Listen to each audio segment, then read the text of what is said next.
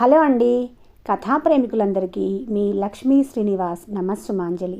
Lakshmi Srinivas the story teller కథా కాలక్షేపానికి అందరికీ స్వాగతం, సుస్వాగతం. అలాగే ఒక స్మాల్ రిక్వెస్ట్ అండి, మన ఛానల్లో నావెల్స్ చాలా మంచి కథలు ఉన్నాయండి. చెక్ చేసి మీకు నచ్చినట్లయితే మన ఛానల్ని సబ్స్క్రైబ్ చేసుకొని నన్ను సపోర్ట్ చేయండి. కథలు విన్నాక మీకు నచ్చినట్లయితే లైక్ కూడా ఇవ్వండి. అలా లైక్ చేసినట్లయితే ఇంకొంతమందికి రికమెండ్ అవుతుంది కదా, అది నాకు చాలా హెల్ప్ఫుల్గా ఉంటుంది. అలాగే నా ప్రజెంటేషన్కి ఏమైనా సలహాలు సూచనలు ఇవ్వాలనుకుంటే కమెంట్ సెక్షన్లో తప్పకుండా నాతో ఇంటరాక్ట్ అవ్వండి, సరేనండి. ఇక కథలోనికి వెళ్దాము. కథ కొమ్మూరి వేణుగోపాలరావు గారు రాసిన ప్రేమ నక్షత్రం 8వ భాగం నా మాటల్లో మన ఛానల్లో. విజయవాడ రైల్వే స్టేషన్లో పగలు కానీ రాత్రి కానీ ఏ ప్లాట్ఫామ్ అయినా కానీ ఎప్పుడు జనం కిక్కిరిసి ఉంటారు. తాము రాంగ్ ప్లేస్ సెలెక్ట్ చేసుకున్నారా, ఒక్క రామకృష్ణన్ తప్పించుకున్నారు. ఇంతమందిలో తెలిసిన వాళ్ళు ఎవరైనా ఉండరా? ఏకాంతాన్ని వెతుక్కుంటూ అలా ముందుకు పోతూనే ఉన్నారు. ఇంచుమించు ప్లాట్ఫామ్ చివరకు వచ్చేశారు. అక్కడ ఓ కంపార్ట్మెంట్ విడిగా ఆగి ఉంది. స్టేషన్ దీపాల వెలుగులో ఆ పెట్టెలో ఎవ్వరూ లేకపోవటం కనిపించింది. ఆనాటి సామర్లకోట రైల్వే స్టేషన్లోని సంఘటన ఇద్దరి మనసుల్లోనూ మెదిలి ఉంటుంది. అప్రయత్నంగా ఒకరి ముఖాల్లోకి ఒకరు చూసుకున్నారు. ఇద్దరి పెదవుల మీద చిరునవ్వు తాండవించింది. ఇద్దరికి మొదటి పరిచయం కొంచెం దగ్గరగా రావటం ఆ ఒంటరి రైలు పెట్టెలో సంభవించింది. ఓకే అన్నట్లు ఆమె కళ్ళల్లోకి చూశాడు. ఓకే అని కళ్ళతోనే జవాబు. అతనింకా ఆమె చేతిని పట్టుకుని ఉన్నాడు. అలాగే లోపలికి తీసుకెళ్ళి ఓ బెర్త్ మీద తను కూర్చొని పక్కన కూర్చోబెట్టుకున్నాడు. ఇప్పుడు చెప్పు శైలు, దేనికి రమ్మన్నావు నన్ను? ఆమె చెయ్యి ఇంకా అతని చేతిలోనే ఉంది. అతని చేతిని లాక్కొని తన ఒడిలో ఉంచుకొని క్షమాపణ చెప్పుకోవటానికి అంది. దేనికి? ఇన్నాళ్ళు నిన్ను మానసికంగా హింసించినందుకు. నేను తప్పు చేశాను నమ్మావుగా. నా కళ్ళ ముందు పొరలు ఇప్పుడు తొలగిపోయాయి శైలు అంటూ తన చేతిని విడిపించుకొని ఆమె భుజం చుట్టూ చేయి వేసి దగ్గరకు తీసుకున్నాడు.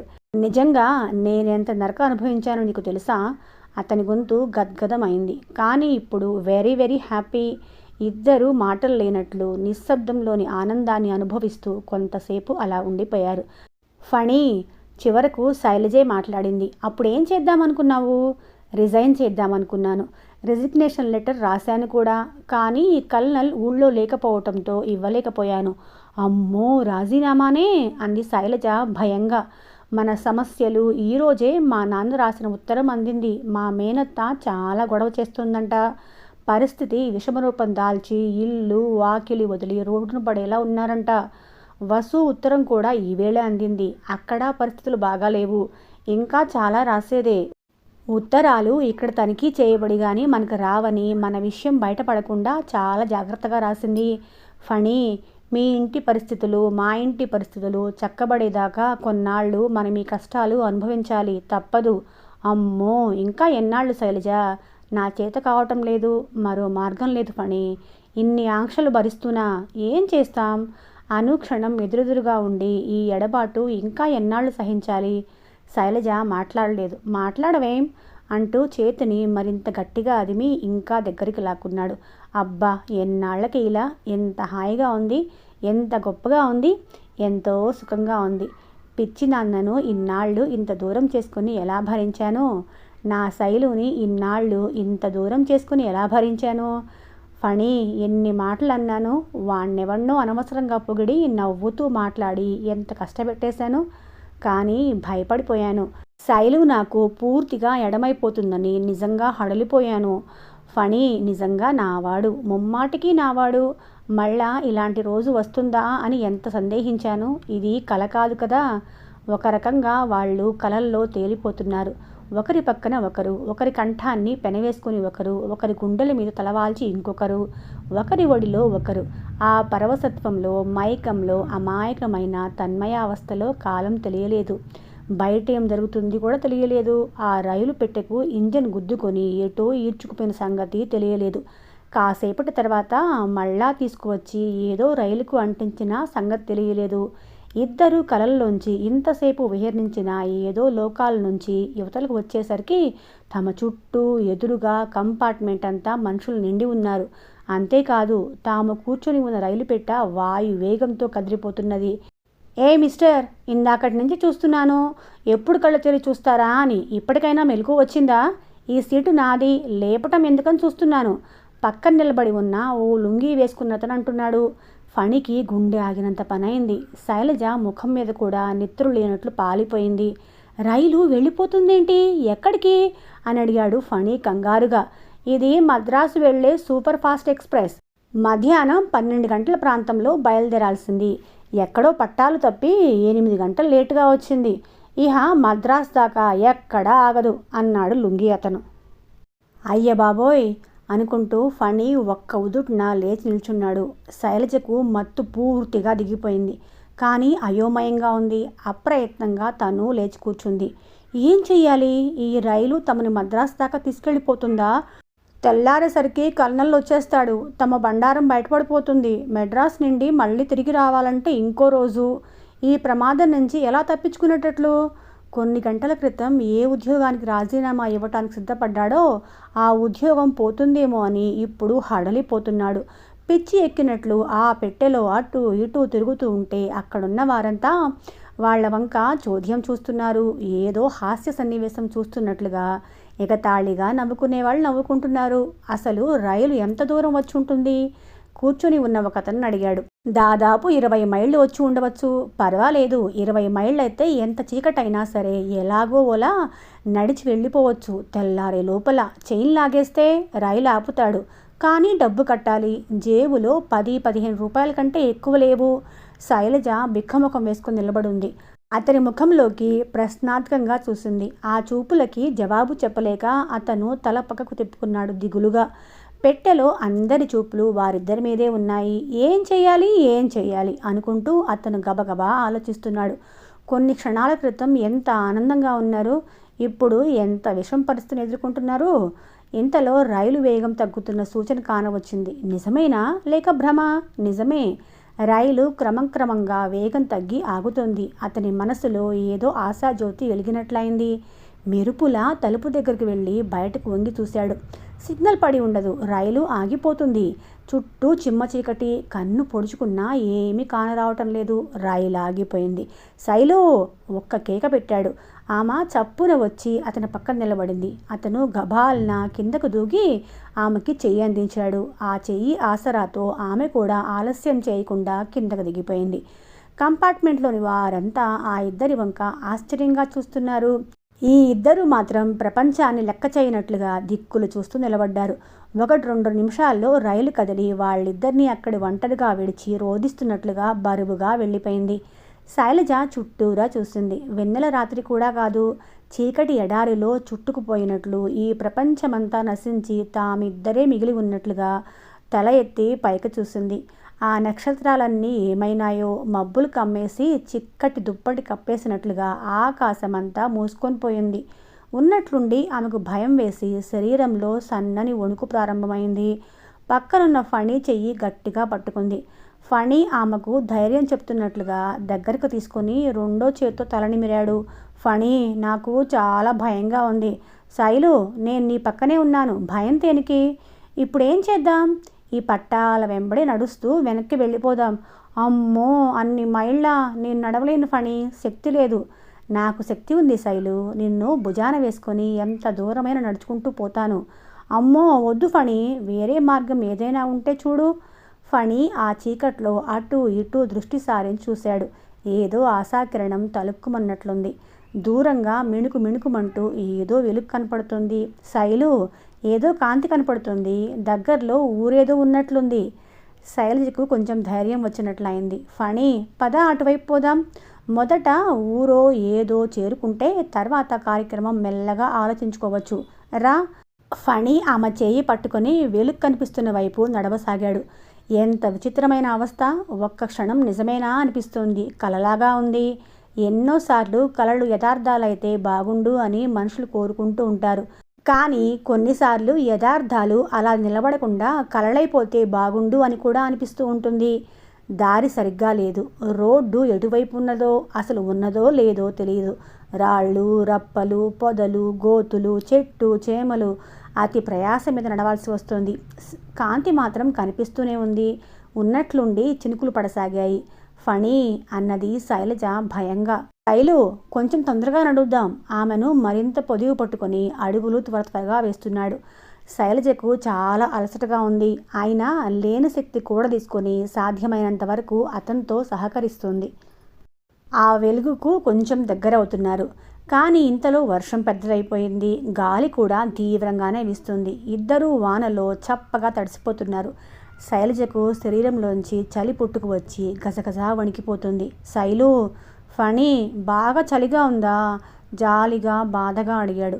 ఫణి, ఉండలేకపోతున్నాను. ఆమెను మరింత గట్టిగా పొదివి పట్టుకున్నాడు. ఇంచుమించు ఆమె భారమంతా తానే మోస్తూ గబగబా నడుస్తూ ముందుకు చూసి కొయ్యబారిపోయాడు.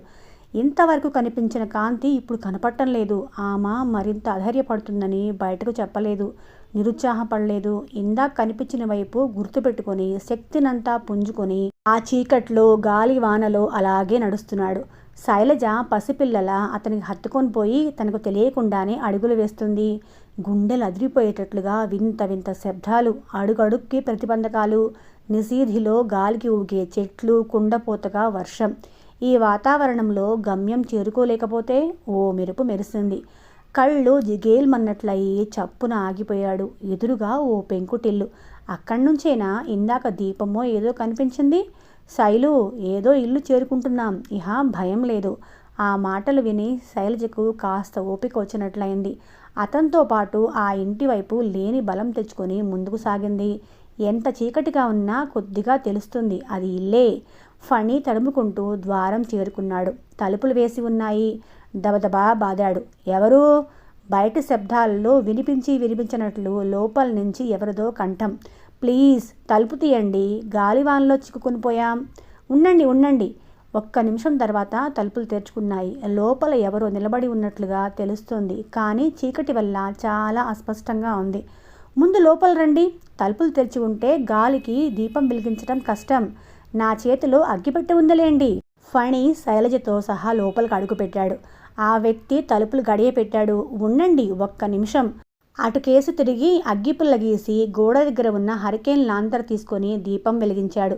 అవును, ఈ గాలి వానలో ఇంత చీకట్లో ఎలా రాగలిగారు ఇక్కడికి అంటూ దీపం చేత్తో పట్టుకొని వాళ్ల వైపు తిరిగాడు. అతన్ని చూస్తూనే ఫణి, శైలజ నిశ్చేష్టులైపోయారు. అతను పురుషోత్తం. అలనాడు కుక్కకాటుకు ఎరాయి ఫణిని బయటపడేయబోయి తానే బయటపడి ఉద్యోగం పోగొట్టుకొని కల్లల్ కంపెనీ నుంచి ఇంచుమించు వెళ్ళగొట్టబడ్డ పురుషోత్తం. ఈ అమ్మాయి ఎంత బాగుంది! కళ్ళార్పకుండా చూస్తూ ఉండిపోయాడు రామకృష్ణ. తన చెయ్యి విడిపించుకొని ఫణి వెళ్ళిపోయిన సంగతి కూడా అతను గుర్తించలేదు. సూట్ కేస్ పట్టుకొని ప్లాట్ఫారం మీదకు దిగి తన వైపు రెండు కళ్ళు కూర్చి చూస్తూ ఉండటం గమనించి తత్తరపాటు చెంది అనుకోకుండా అతని ముఖంలోకి చూసింది. రామకృష్ణ అప్రయత్నంగా కొంటెగా నవ్వాడు. వసుమతి మరింత కంగారు పడింది. వెంటనే ఏదో విషయం స్ఫురణకు వచ్చి అటు ఇటు తల తిప్పి వాడిగా చూసింది. ఏమండి అన్న కంఠం వినిపించి ఉలిక్కిపడి నన్నేనా అనుకుంటూ ఎదురుగా చూసింది. రామకృష్ణ కనిపించాడు నవ్వుతూ. వసుమతి మరోసారి బిత్తరపోయింది. ఏమిటలా చూస్తున్నారు? మిమ్మల్నా కాదా అనా? అక్షరాల మిమ్మల్నే అండి. ఈసారి వసుమతి కొంచెం ధైర్యం తెచ్చుకొని నాతో మీకేం పనండి అంది. అయ్యో అలా అనకండి. మనిషి అన్నాక ఒకరితో ఒకరికి అనేక పనులుంటాయి. అన్నట్లు ఎవరికోసమండి చూస్తున్నారు? మీకోసం స్టేషన్కి ఎవరైనా రావాలా? రావాలి అంది వసుమతి కోపంగా. ఎవరండి? నా మొగుడు అని అతన్ని తప్పించుకొని ఇంకా ఒక్క క్షణమైనా ఆలస్యం చేయకుండా అక్కడి నుంచి కదిలి వడివడిగా వెళ్ళిపోయింది.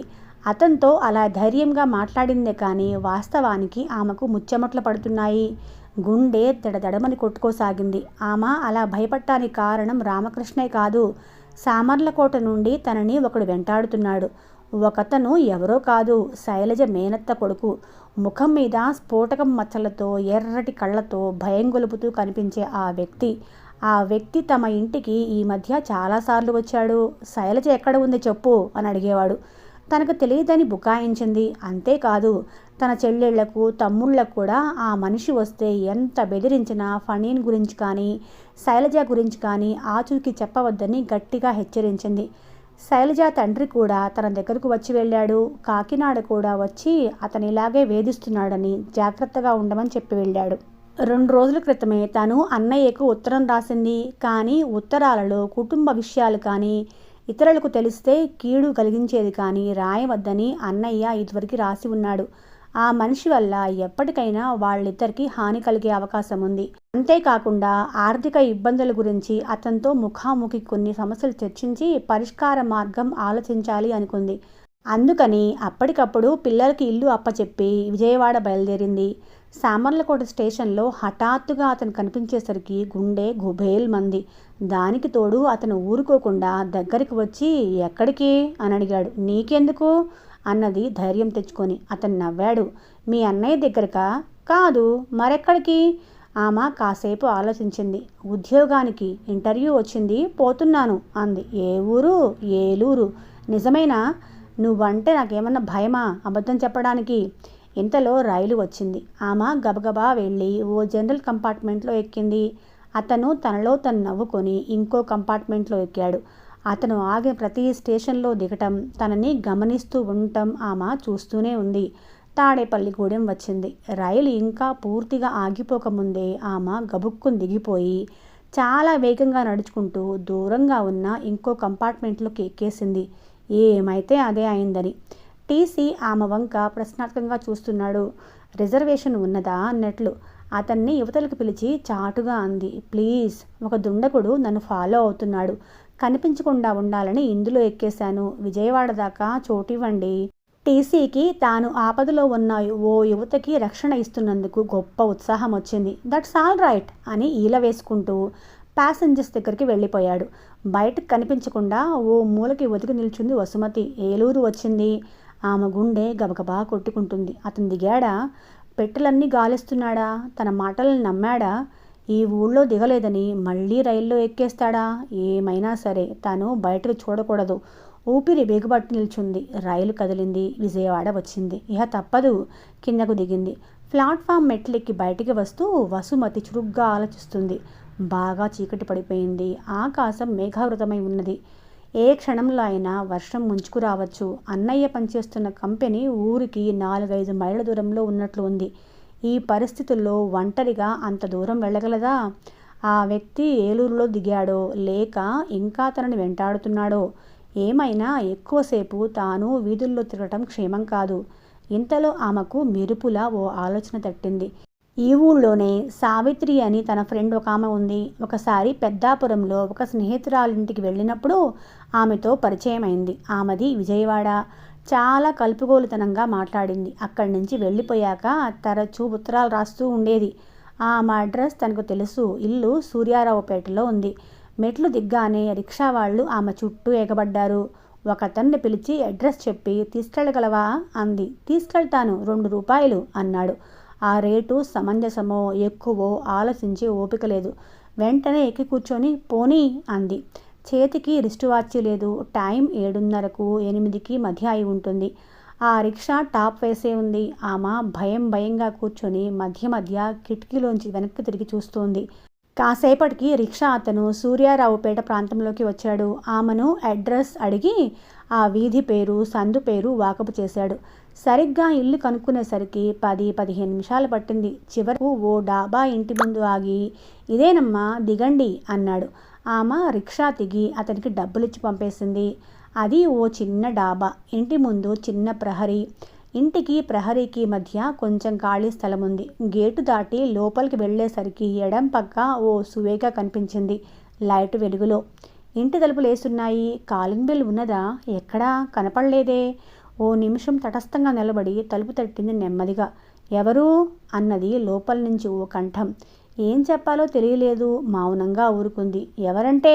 నేనండి అన్నది విధిగా. నేనంటే ఏం చెప్తుంది? మళ్ళీ మెదలకుండా ఊరుకుంది. తలుపు కొట్టి మాట్లాడరేంటి?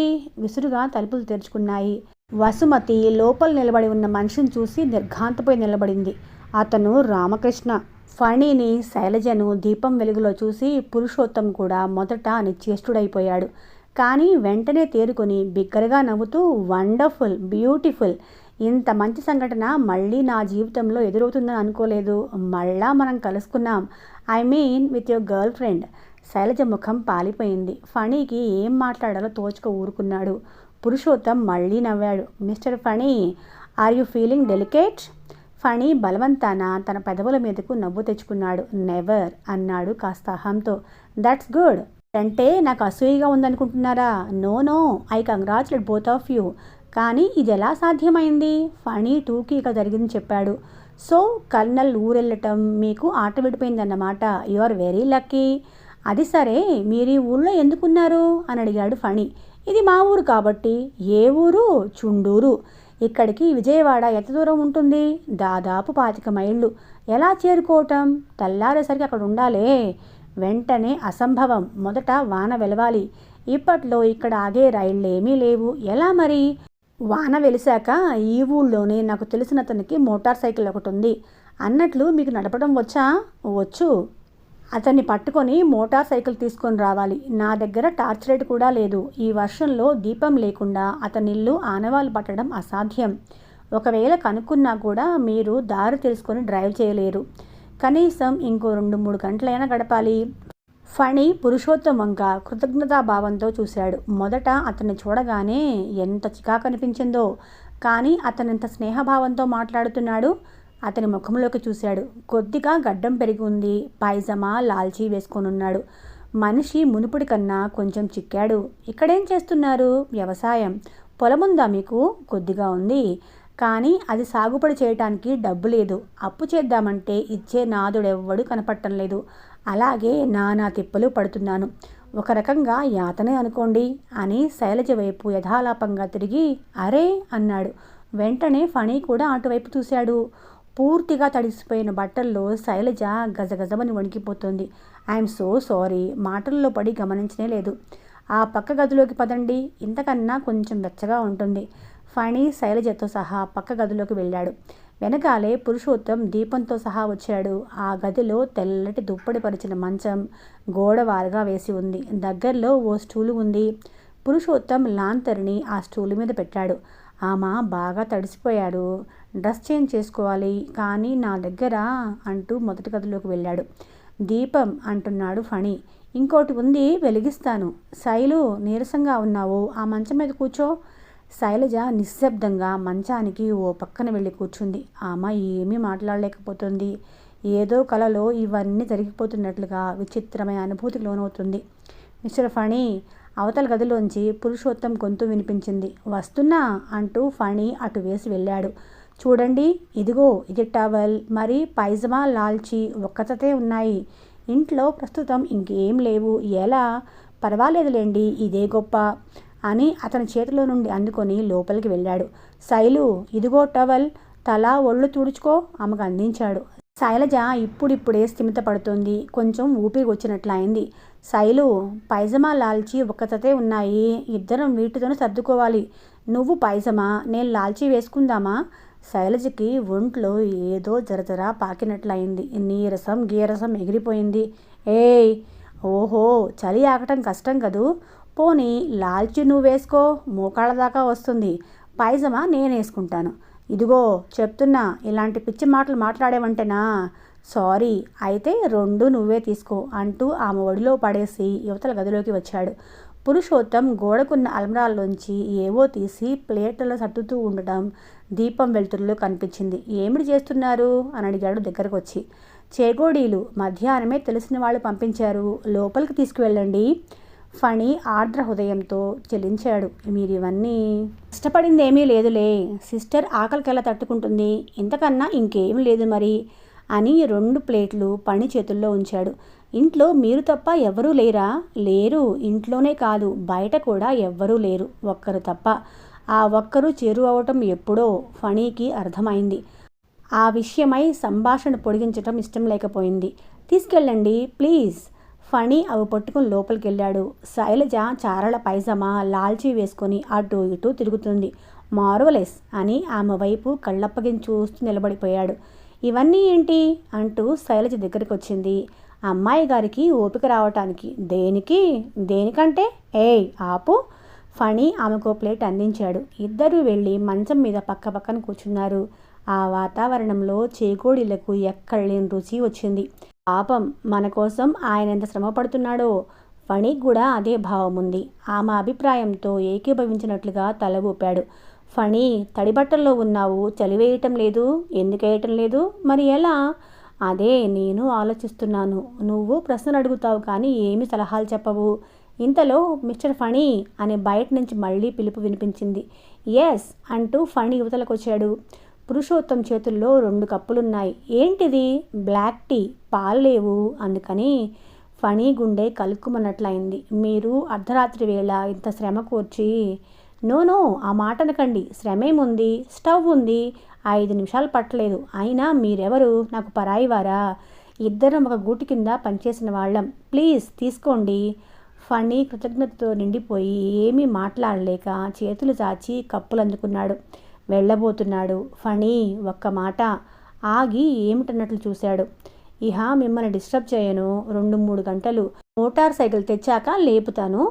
ఫణి కల్నల్ పాలనలో నియమాలు నిబంధనలు నాకంటే ఎవరికి ఎక్కువ తెలియవు. తలుపేసుకోండి. No, delicacy, relax, this is your day. Phani ఒక్క క్షణం నిశ్శబ్దంగా ఉండిపోయి తర్వాత లోపలికి వెళ్ళిపోయాడు. అతను లోపలికి వెళ్ళగానే తలుపులు మూతపడ్డాయి. ఫణి, ఏంటిది? టీ. ఓ కప్పు ఆమెకు అందించాడు. అది కాదు, ఈ తలుపులు మూతపట్టం. సి అంటూ వెళ్ళి గడియ పెట్టాడు. ఫణి వెళ్ళి ఆమె పక్కన కూర్చున్నాడు. శైలు, టీ తాగు. ఆమె ఏమీ మాట్లాడలేదు. మనస్సు రకరకాలుగా పరిభ్రమిస్తోంది. ఎన్ని అనుభవాలు ఈవేళ మౌనంగా టీ తాగుతుంది. ఒంట్లోకి వేడితో పాటు రక్తంలో ఏదో చైతన్యం కలిగి కొత్త శక్తితో ప్రవహిస్తున్నట్లయింది. చలి ఇంత వేడిగా ఉంటుందని ఇప్పుడే తెలుసుకుంటున్నారు. టీ కప్పులు కింద పెట్టారు.